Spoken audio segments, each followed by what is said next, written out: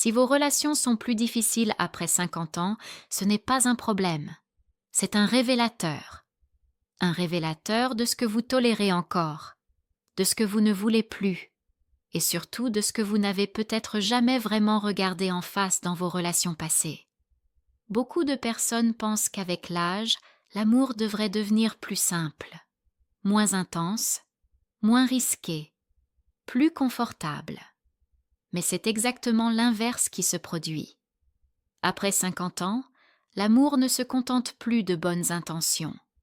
Il exige de la clarté, de la présence réelle, et une maturité émotionnelle que tout le monde n'a pas développée.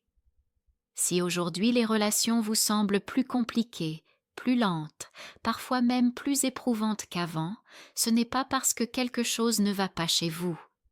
C'est parce que vous n'êtes plus en train de jouer. Vous êtes en train de comprendre. Et c'est précisément ce que nous allons explorer maintenant. Pourquoi aimer après 50 ans devient plus exigeant? Ce que cela révèle sur vous. Et pourquoi cette difficulté est, en réalité, le signe que vous êtes entré dans une autre dimension relationnelle. Première grande raison, le bagage émotionnel. À 50 ans, personne n'entre dans une relation le cœur vide. Nous arrivons tous avec une histoire, des relations passées, des promesses non tenues, des blessures parfois encore sensibles. À 20 ou 30 ans, on peut aimer avec une forme d'inconscience. On croit que l'amour va réparer, qu'il va effacer le passé, qu'il va tout simplifier. Après 50 ans, cette illusion disparaît. On aime avec la mémoire de ce qui a fait mal. Même lorsque l'on pense avoir tourné la page, le corps se souvient. Le cœur se protège. L'esprit anticipe. Cela rend les relations plus lentes, plus prudentes, mais aussi plus lucides. Ce n'est pas de la méfiance, c'est de l'expérience. Le problème, c'est que cette expérience est rarement partagée de la même façon entre deux personnes. L'un a fait un vrai travail sur lui-même. L'autre a simplement appris à se refermer. Et cette différence crée immédiatement une complexité relationnelle. Deuxième raison, l'indépendance acquise. À 50 ans, la plupart des gens ont construit une vie complète, un rythme, des habitudes, des repères solides. On sait désormais ce que l'on accepte, et surtout ce que l'on refuse. À 20 ans, aimer signifie souvent se fondre dans l'autre. À 50 ans, aimer signifie préserver son équilibre tout en laissant entrer quelqu'un. Cette indépendance est précieuse. Elle a été gagnée parfois dans la douleur, après un divorce, après une relation étouffante, après des années à se sacrifier. Alors, quand une nouvelle relation apparaît, une question se pose inconsciemment. Est-ce que cette personne va enrichir ma vie ou la compliquer? Ce simple filtre rend les relations plus exigeantes, mais aussi plus honnêtes. Troisième raison, des attentes plus claires. Avec l'âge, les attentes changent profondément. On ne cherche plus à être impressionné. On cherche à être respecté, compris, apaisé. Les jeux émotionnels fatiguent plus vite. Les ambiguïtés deviennent lourdes. Les relations superficielles ne suffisent plus. À 50 ans, on ne veut plus perdre de temps, ni avec des personnes indisponibles, ni avec des relations tièdes, ni avec des promesses floues. Cela rend les relations plus compliquées uniquement pour ceux qui ne sont pas prêts à cette clarté. Quand deux personnes partagent ce même niveau d'exigence émotionnelle, la relation devient étonnamment simple. Mais quand il y a un décalage, tout devient lourd très rapidement. Quatrième raison, la peur de se tromper encore. Il existe une peur très spécifique après 50 ans. La peur de refaire la même erreur.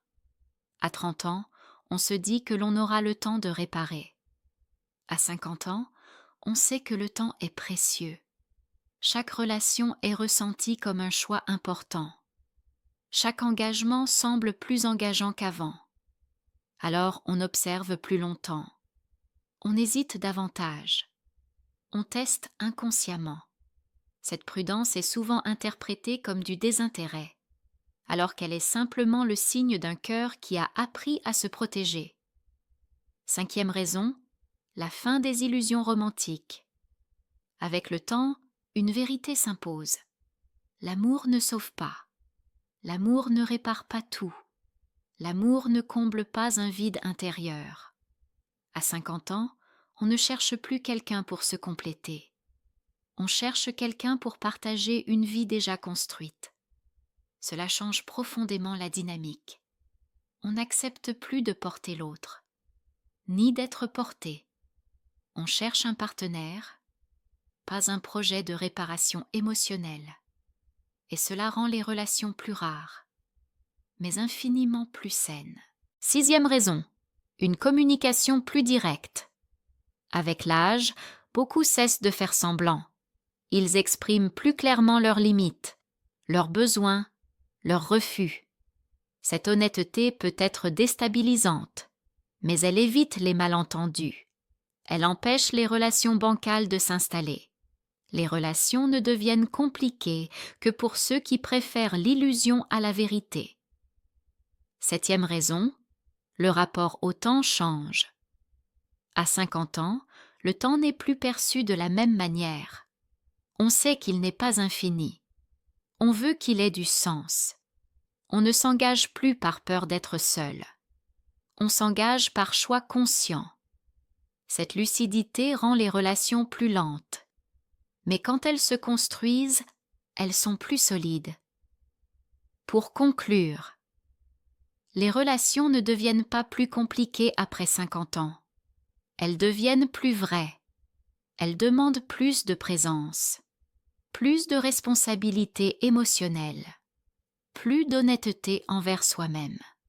Elles ne tolèrent plus les masques, ni les demi-engagements, ni les fuites. Si aimer après 50 ans vous semble difficile, ce n'est pas un échec, c'est un signe. Le signe que vous n'êtes plus en train de jouer, mais en train de comprendre. Et cette compréhension, même si elle dérange parfois, est toujours la porte d'entrée vers des relations plus profondes.